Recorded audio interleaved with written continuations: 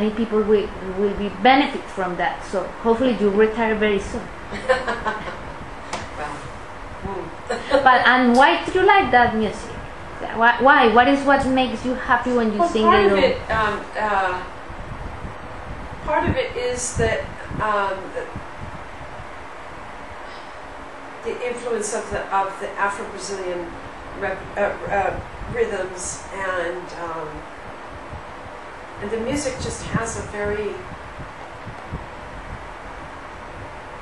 it swings, you know, a lot of it, and it's very strongly related. In fact, I don't know of any other country where the classical song, especially this was the 50s and the 60s, the classical song and the popular song were so much alike. There's very little difference, really, between classical music and pop music. Nowadays there's much more than there was before. But it's very close.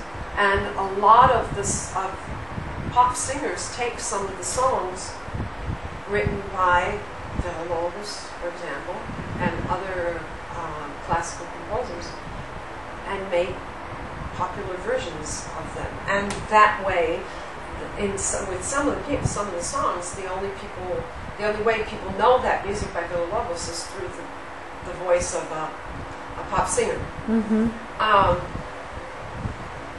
And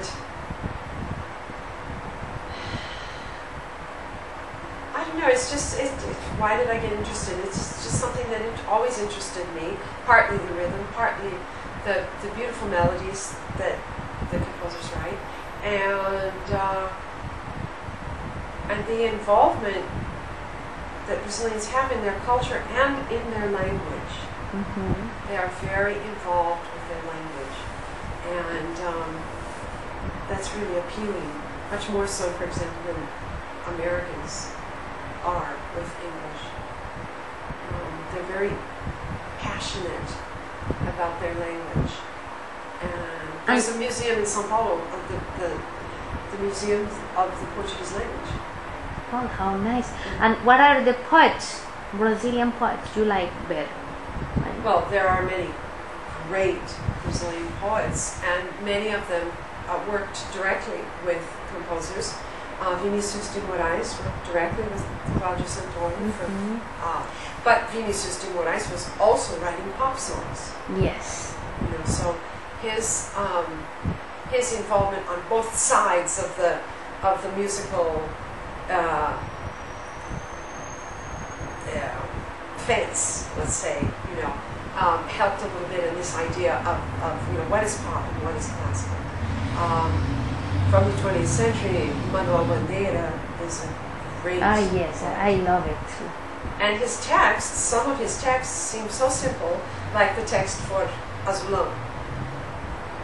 It's so simple. It sounds like it's a folk text, you know. And then the Jaime Valley version of Azulão sounds like a piece of folk music. But there are over 20 versions, musical versions of Azulão. And another great poetess was Cecília Meirelles.